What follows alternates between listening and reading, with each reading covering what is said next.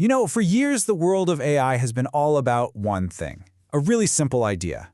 Bigger is better, right? Bigger models, more data, more computing power. But what if that's not the whole story? What if, in our race to get bigger and bigger, we've kind of missed the most important thing, and that's quality? Today, we are diving into this amazing new paper that doesn't just question that bigger is better idea, it pretty much flips the entire script on how we build AI. So here's what we're going to do. We'll start with the AI scaling race, the way things are now. Then we'll get into this wild new recipe that challenges everything. We're going to look at exactly how they created this textbook quality data, check out the pretty shocking results, and then at the end, we'll unpack what it all means for the future of AI. Sound good? All right, so to really get just how big of a deal this is, we've got to understand the world it's pushing back against. And that world is all about the AI scaling race. So, for what feels like forever, this has been the question, right? In AI, does size really matter? And the race to answer that question has just been relentless, all driven by this one powerful belief: if you want to make an AI smarter, you just have to make it bigger. And for years, the answer has been a huge, resounding yes. Why? Well, it's because of something called scaling laws. Basically, these laws say that an AI's performance gets better in a really predictable way when you crank up 3 dials. The model size, you can think of that as its brain power, the sheer amount of data it learns from, and the raw computing horsepower you throw at it. And this has been the playbook for pretty much every major AI lab out there. And I mean, just look at how far this race has gone. We're talking about models with hundreds of billions of parameters. Those are like the internal knobs the AI uses to learn, and they're trained on trillions of tokens, which are basically just pieces of words. The scale is it's staggering. And for a long, long time, this was the only game in town, the only way forward. But what if there's another way, a different path? Well, this is where a team of researchers from Microsoft comes in. They proposed a totally radical new recipe, one that questions the very foundation of this whole scaling race.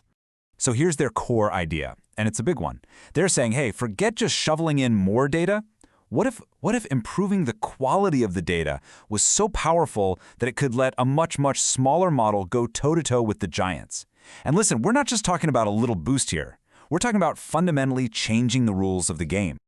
Okay, think about it like this. The old recipe, the more data approach, it's like trying to learn how to code by just randomly reading millions of messy code snippets from all over the internet, A lot of it's going to be confusing. Some of it's just plain wrong. But this new recipe, it's like someone handing you a perfectly written textbook. Everything is clear, it's concise, and it's actually designed to teach you. So that's the big idea. But how did they actually pull it off? I mean, it's one thing to say quality data, but how in the world do you go about creating the perfect textbook for an AI? Well, their process was seriously clever. First, instead of just scraping the entire web, they used another AI to act like a super smart librarian. It sifted through everything, filtered out all the junk, and kept only the really high-quality code. Then, and this is the amazing part, they used a powerful model, GPT 3.5, to actually write brand new synthetic textbooks and exercises completely from scratch. They were basically creating the perfect curriculum for their student AI. Now, this first part of the process, that created their core dataset, which they called Code Textbook. This is what they used for the first big chunk of training. And get this, the whole thing was less than 7 billion tokens. Now remember those other models we talked about? They're using trillions. So 7 billion, that's like a drop in the ocean.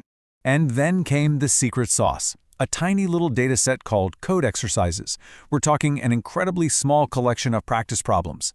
Now, this wasn't about teaching the model new stuff. It was all about fine-tuning it, helping it learn how to actually use what it had learned from the textbook.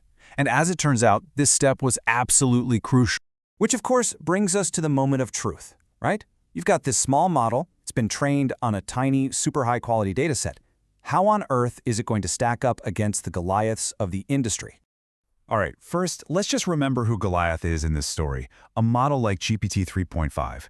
We're talking over 175 billion parameters. That's the kind of scale we're up against here. And now for David. The researchers' model, which they named Phi-1, has just 1.3 billion parameters. Let me say that again, 1.3 billion. That is over 100 times smaller. It's not even in the same league size-wise. And here are the results on a standard coding test. So take a look. That orange bar way over on the left, that's what you get when you train on the usual messy data. Now, the light blue bar shows this huge jump you get just from using their clean textbook data. But that dark blue bar, oh, that's where the magic happens. After practicing on those exercises, their tiny little model, Phi-1, hits over 50% accuracy. That is a massive, massive leap.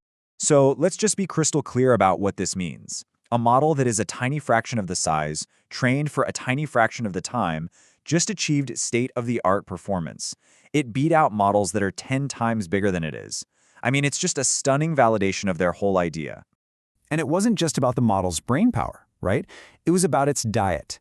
You can see right here that Phi-1 was trained on a dataset that was 100 times smaller than its competitor, StarCoder. So what does that mean? It means it got better results while using a tiny, tiny fraction of the data and the computer power. The efficiency gains here are just, they're completely off the charts. Okay, so the results are pretty undeniable. But what does this all mean for the big picture? Could this really be a fundamental shift in how we approach building AI? Well, this matters way more than just one score on one test.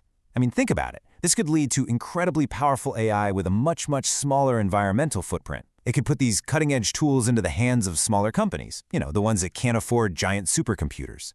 It suddenly makes creating good data not just some boring chore, but a critical creative skill. This might just be a way out of that endless, super expensive scaling race. But honestly, here's what might be the most fascinating discovery of the whole thing. Practicing on those coding exercises, it didn't just make the model better at coding. It seems like it unlocked something deeper. It helped the model actually reorganize its own knowledge so it could solve problems it had never seen before. This is what researchers call emergent capabilities, and it's almost like the practice sessions taught the AI how to genuinely think, not just memorize facts. And look, this isn't just some one-off trick for teaching AI how to code.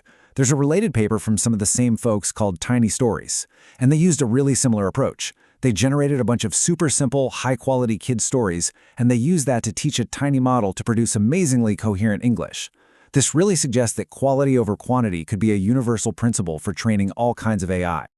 Ultimately, this research just opens up a completely new way of thinking about all this. It's not just about shoveling more and more data into a bigger and bigger black box. It's about being a better teacher. Which leaves us with this really provocative question. If a carefully crafted textbook can teach an AI to code this well, what's the next lesson we should teach it? What other complex subjects, from science to reasoning, could we unlock next?